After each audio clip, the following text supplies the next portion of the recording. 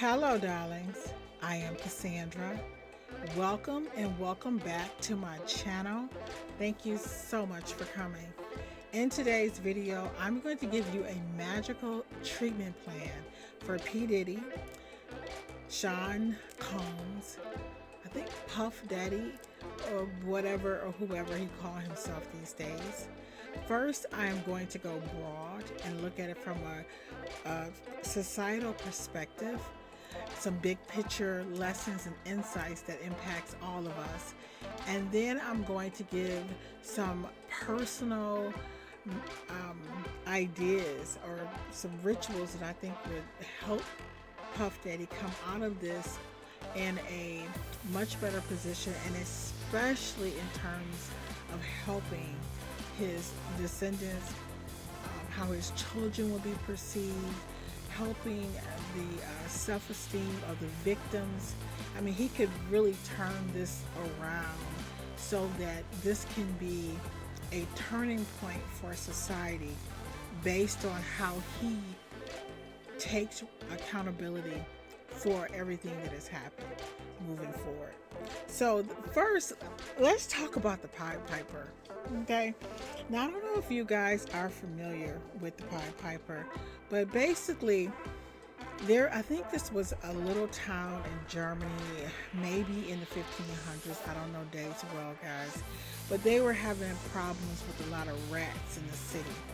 So they couldn't get rid of the rats. They did everything they could, and this Pied Piper, he said, "Hey, look, I'm just gonna tell a story real quick." He said, "Look, dude, I can, help you get the rats out of the city." And the mayor was like super desperate because the rats were just taking over the town. He said, yeah, what are you gonna do? He said, well, how much? He said, $1,000. I'm just making these numbers up. I don't know, something like this, okay? So the Pied Piper told the mayor for $1,000 he would remove all of the rats from the city. So the mayor said, sure, you go ahead, you take care of that, and we'll pay you. So the Pied Piper played this little tune, and the rats all followed him to this river, and they all drowned. He removed all of the rats out of the town. So when he went to the mayor to get his money, and he was like, dude, I took care of it, they're all gone now. The mayor was like, we can't afford to pay you $1,000. He was like, we agreed on $1,000. Long story short, the mayor said, look, dude, I got 30. I got $30. That's all you get. Too bad for you, because, he was just like, the rats are gone. There's nothing you can do about it. So the Pied Piper was pissed, right? As he should have been. But the Pied Piper was pissed. So anyway, it was a Sunday. It was on a Sunday, and all of the townspeople were in church. And the Pied Piper played this very beautiful tune. And all of the children in the village or the town, they followed him. And the way the story goes, there's several different versions. One version, he took them all to a mountain, and there's a magical cave, and it opened, and the parents never saw their kids again. So when the parents left church, and they noticed that all the kids were gone, they were all mourning, and they wanted to atone. They was like, oh my God, we should have never screwed him out of his money, and blah blah blah blah blah. But there's so many different versions, but the long and short of the story is the Pied Piper played a most beautiful melody, and 130 children followed him out of the town. Some say they were, gone forever. You know what I'm saying, guys. They were gone. And some stories to never be seen again. That's the bottom line. Is that 130 kids were missing to never be seen again. So, and I know you're thinking to yourself, oh my God, what does that have to do with Puff Daddy? Okay, I'll get to that because I'm starting broad first. See, I've always felt that hip hop music in the 80s, especially when it turned to gangster rap, it had the folklore energy of the Pied Piper because of all of the lives of African Americans that were destroyed or followed this life of money at any cost, this wealth, status, money, just going to jail. I feel that the hip hop gangster rap during the 80s. Now these are some facts. I don't have the dates on me right now, but during the 80s, this is when there was a huge surge of African American and men, boys. They were actually boys, and brown who went to jail during this time period. And I think it was like during Clinton's presidency. There was this curfew. Long story short, the music was glamorizing going to jail. It was glamorizing prison. People were having these parties, like when somebody was being released. Going to prison at one point, it used to be a thing of shame or something that you were embarrassed by. So if you listen to the lyrics of hip hop music, you can see how the music was like the Pied Piper. It was leading these young people into a life of just pure, I don't want to say hedonism, but a life of just money at any cost, glorify. There's a pride about going to jail. There is a pride about taking the lives of other people. There was pride in participating in crime. And this music is playing, and people were just, interested in the beats and not really paying attention to the lyrics and how I think they were being conditioned and socialized to not be their highest and best selves collectively, if that makes sense. So from a big picture perspective, and I know this is during Puff, I don't know who he was, or was he Puff Daddy at the time, but he wasn't the only one. I'm not just picking on him. I'm just saying in general that there was an energy surrounding hip hop that has had a very negative impact on the African American community. Now, to really understand that impact is that African Americans make up about 12% of the U.S. population, but they make up over 80% of men in the penal system in the United States. You understand what I'm saying? How do you make up 12% of a population, but over 80% of the population in jail? So if you look at it that way, and you look at the hip hop music industry, and especially the gangster rap, not the Rapper's Delight era, you can see how even the terms like death row, I mean, there's that term, bad boy. Why would you want to be a bad boy? But let me tell you, so I should have, just give me a second, I'm gonna look her name up. She wrote a book. It's called Post-Traumatic Slave Syndrome, and Joy, I think Joy is her first name. And in her book, she talks about how during slavery, because African Americans learned to, she said that one of the most, I want to say profound or demeaning, I can't find the right words, I'm paraphrasing, anybody can correct me, but this is the essence of what she was saying, is that Black people, because of slavery in the United States, the 300 years of slavery, they learned to associate hard work with being an inferior being. So they would find more pride in committing a crime. Like she said, she was talking about how people would say things like, I ain't no slave, get it yourself. Like if you, like that's slave work. So there was like a certain amount of shame and like working in McDonald's or doing some type of menial labor. Black people, not all black people, please guys, I'm just giving you a theory that she's using, that I'm generalizing and stereotyping. We're just talking about a general, she feels like a mindset that was created that was the outcome of slavery, where there was a shame associated with work, where, like sweeping floors or, that kind of thing. And that, but there was more pride in like taking somebody's car, like doing a drive-by or doing, like, you would think that a person would be more ashamed of committing a crime. But because of the association of what's the word, menial labor, or just as being an inferior human, that was a mentality that a lot of youth took on. So when they would say things like, "Do you think I'm a slave?" or "I'm not a who do you think I am to be sweeping the floor?" So it was like, I'd rather go to jail for committing a crime than sweep the floor at McDonald's, if that makes sense, because sweeping the floor at McDonald's is associated with being like a slave.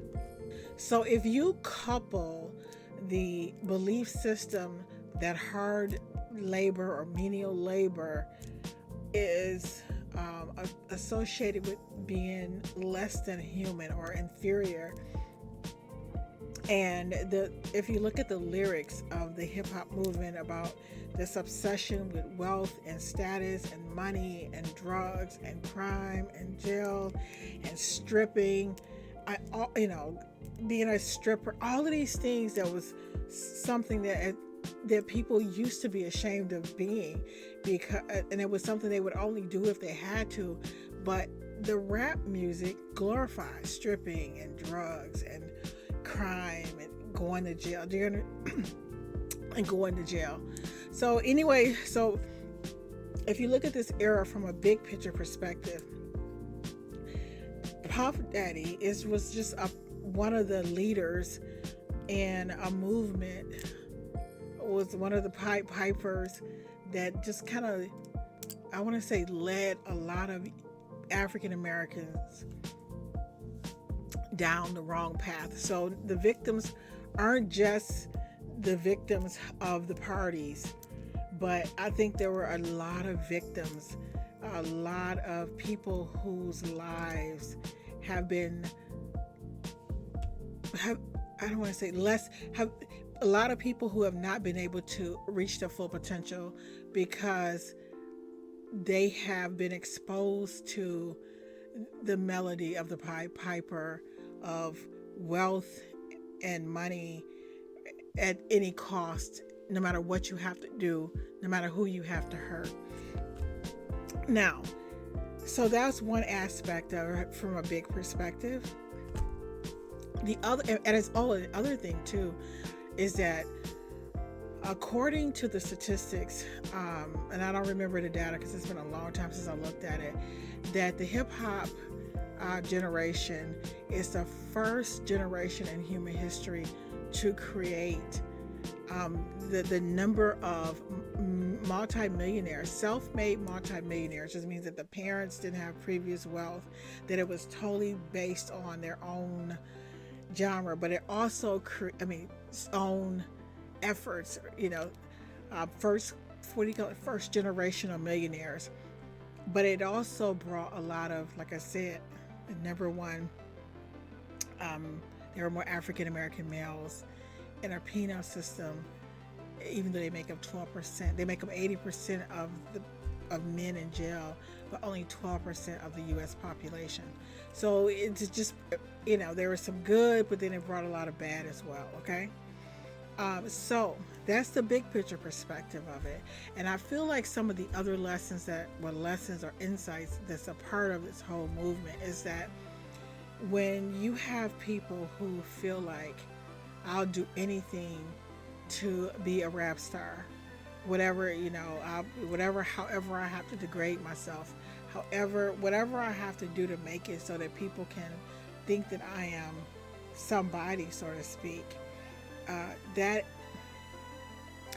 that's, you know, that I think that's just a part of that. When you're an artist, I want to say the Hollywood scene, when people talk about the Hollywood couch, or even, like, you know, guys, even for me as you know, in graduate school, there are a lot of times when people have a big dream, and uh, the gatekeepers, so to speak, they, you know, want you not just to pay the price of whatever it is that you are, you know, in terms of your talent.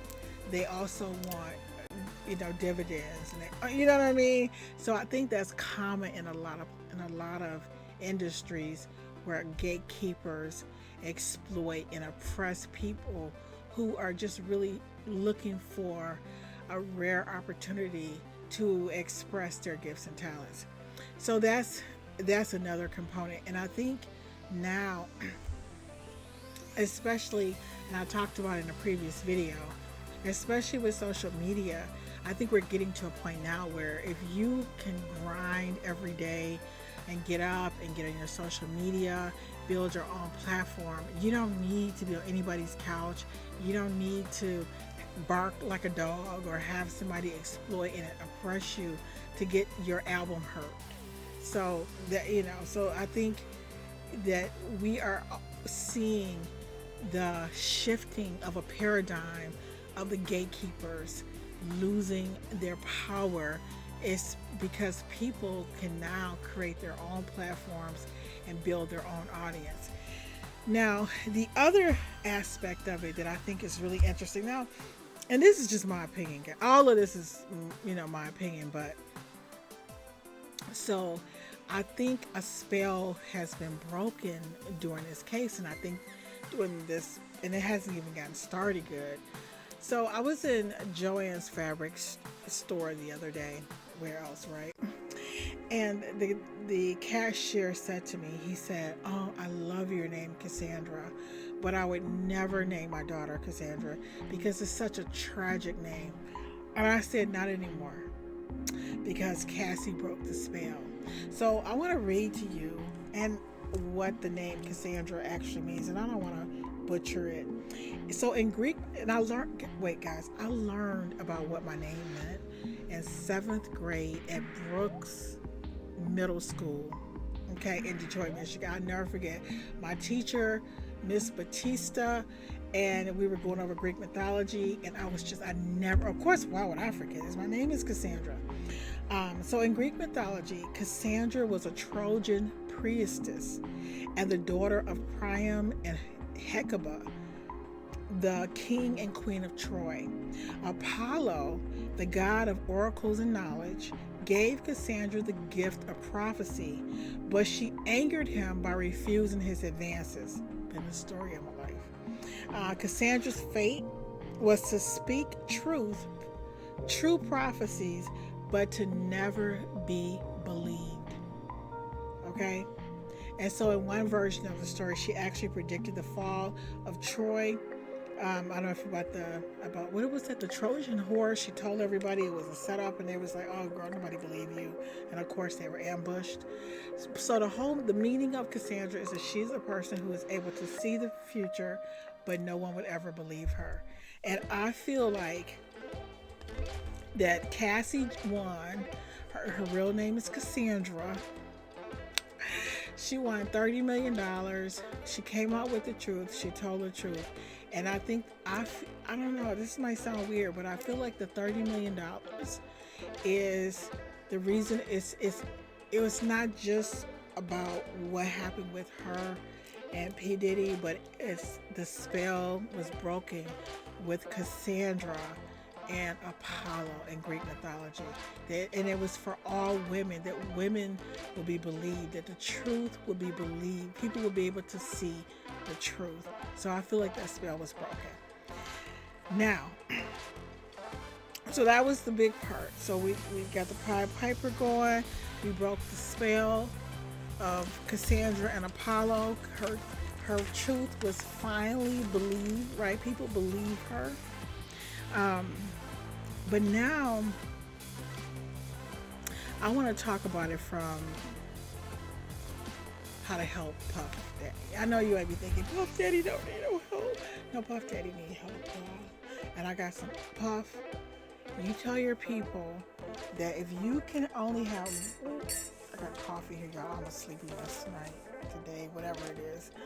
If he can only have one book in his jail cell, I got the book for him. And that is this book. And I got some, it's called Secret Angel Magic by Adam Blackthorne.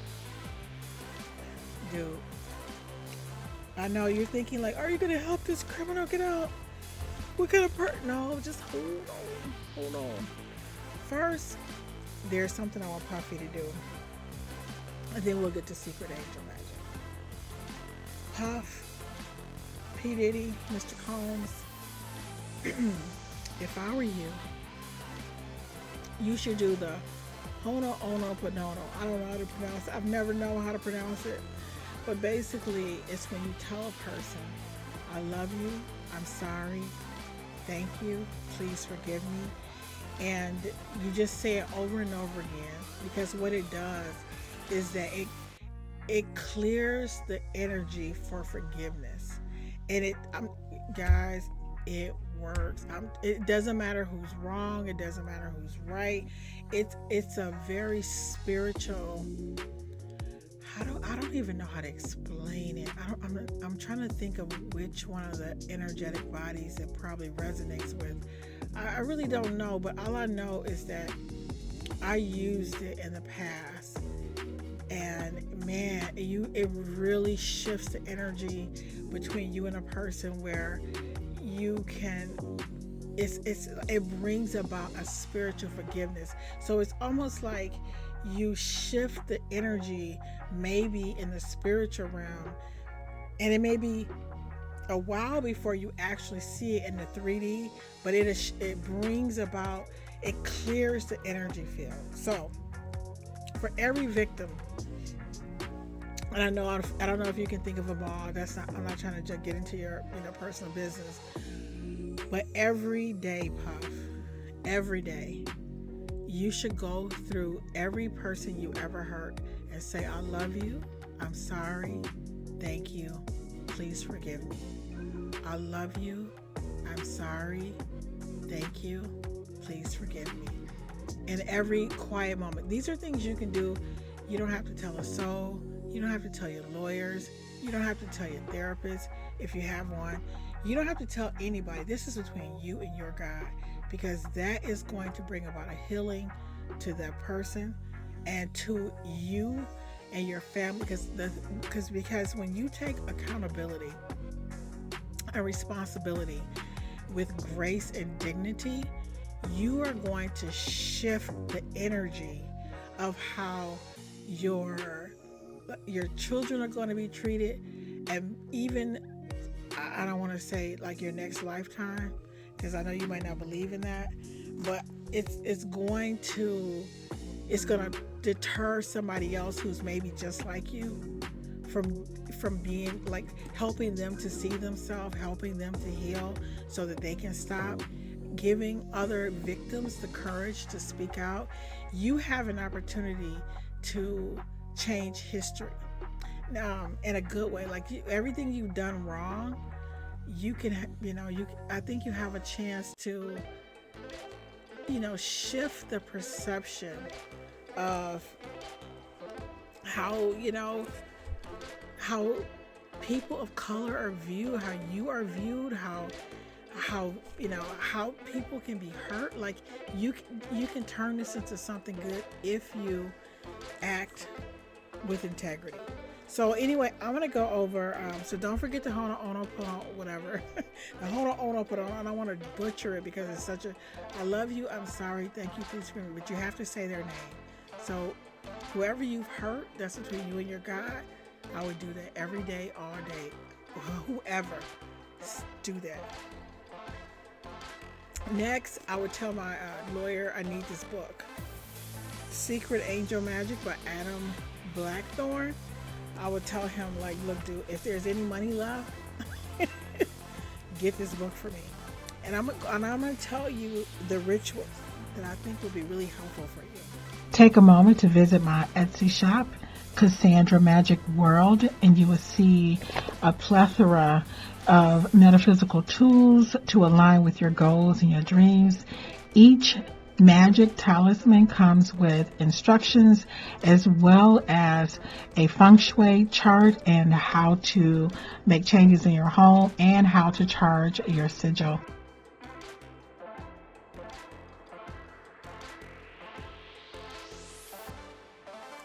Okay, so the first ritual that I think would be really helpful for you would be on page 96, the illumination of the shadow self.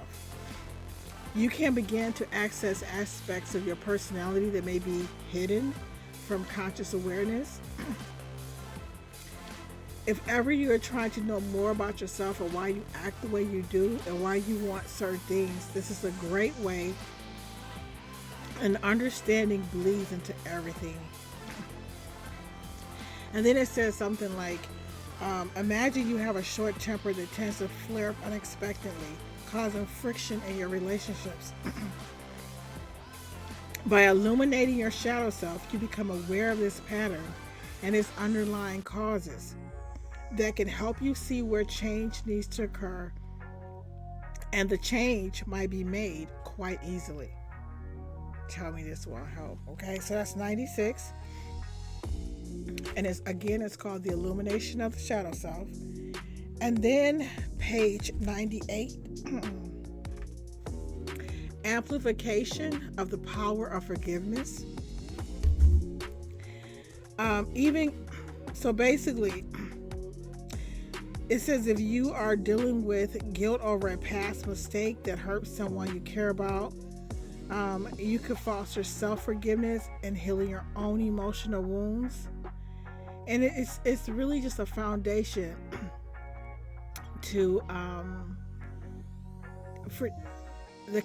for the capability to forgive oneself and others. And it brings about peace and liberation from the burden of anger, resentment, and guilt. I'll just kind of like skip through it. I think that would be a really good ritual for you.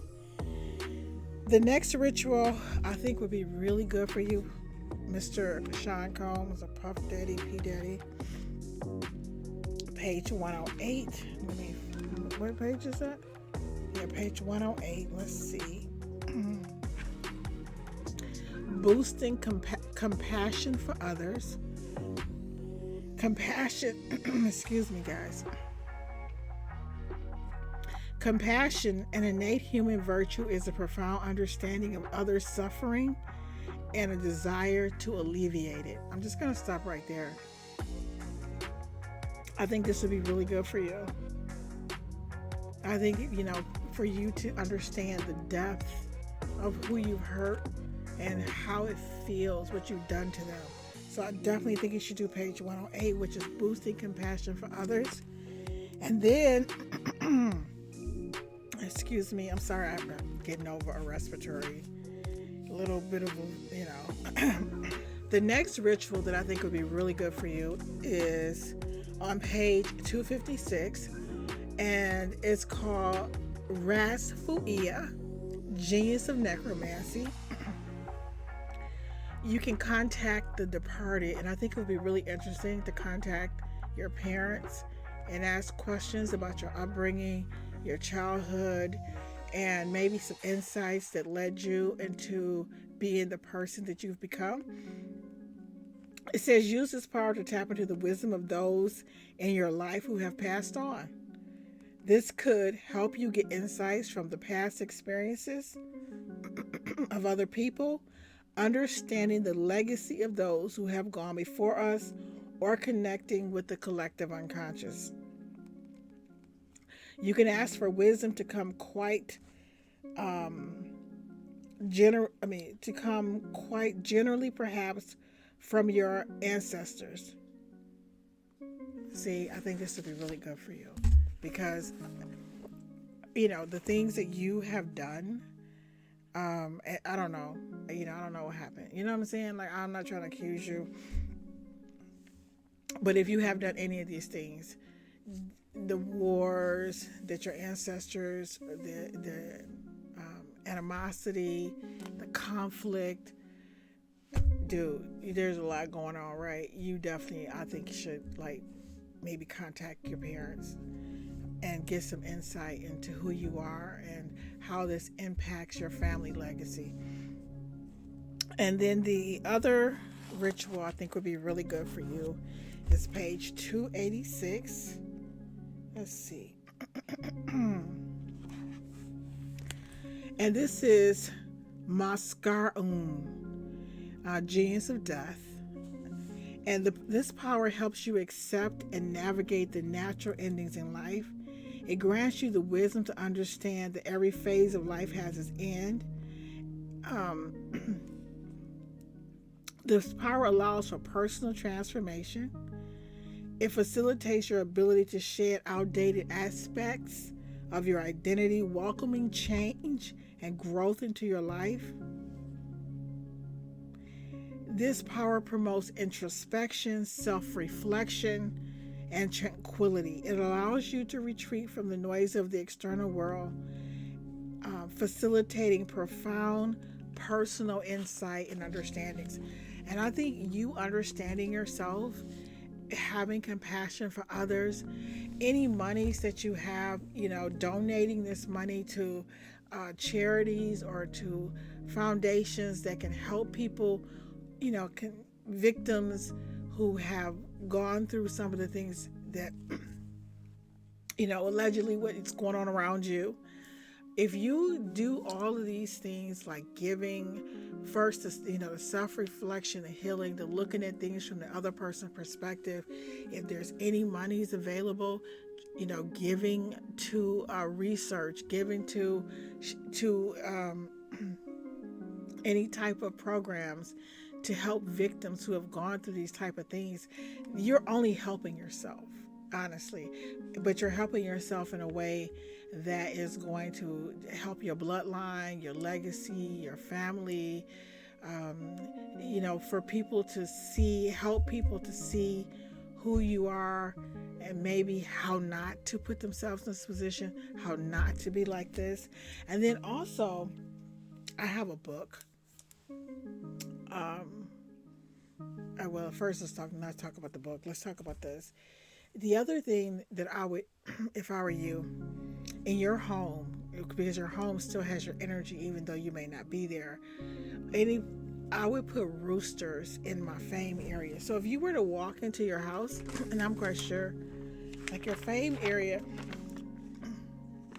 let me give you a big picture here. So when you walk in your house, you're going to walk in from either your helpful people area, your career area, or your wisdom area. Now, if I pull this out, I don't know if you can see it clearly, but your fame area is the wall that's right in the middle. So if you were to walk in your door and you were envisioning your room into 9 spaces, right? 3 rows of 3. Right in the middle, when you first walk, like in the middle of your room, that is your fame area. And your fame area is responsible for your reputation. And your reputation, how people perceive you, is so important. Even through what you're going through, that area is so important. So you want to make sure you don't have water in that area. You want to, the best color to have is red. But the thing that I would really put in that area is a rooster, because roosters protect your reputation. And this is a rooster that I made, and it has a spell in it, like with herbs and gemstones. And this is a really good thing for anybody. Even before I made my own, I always kept a rooster in my fame area. There's just so much symbolism about the rooster. I can't remember it all. This video is getting way out of hand. But I would keep this in my fame area. In every area of every room, you need a rooster. And I was going to say, I have a book coming out in March, between March and May. It's called Reckless Magic. And I'm giving the pattern, and the book has the pattern, and then also step-by-step instructions and even video instructions teaching people how to make the rooster. And then the other thing that I would have in my home if I were you, in my career area, which is literally right across from the fame area. And guys, you can look up Feng Shui Bagua online and you'll see the chart. It's just the information is everywhere. So this is your career area, and it has to do with your journey and your purpose. I would put a salamander, but a blue salamander. It has to be blue, and it has to be sewn with red string. And this is going to be in my book Reckless Magic as well, with a spell in it to help you be able to remove or go through obstacles in a smooth fashion, right? And you definitely would want this. And I'm telling you, I wish I don't put my business in the streets or people that I've helped, but so I would do those two things for my home. And I think, oh my God, I think that's, oh, yes. So I'm not here to place judgment or, I just think that we're all on a journey to being our highest and best self. I think that we all are a collective consciousness of many lifetimes working out various issues. But I really hope that these tools can help you, endure, help you navigate through this difficult time in your life. I really hope this video helps someone who's watching. Thank you so much, and I look forward to seeing you in the next video.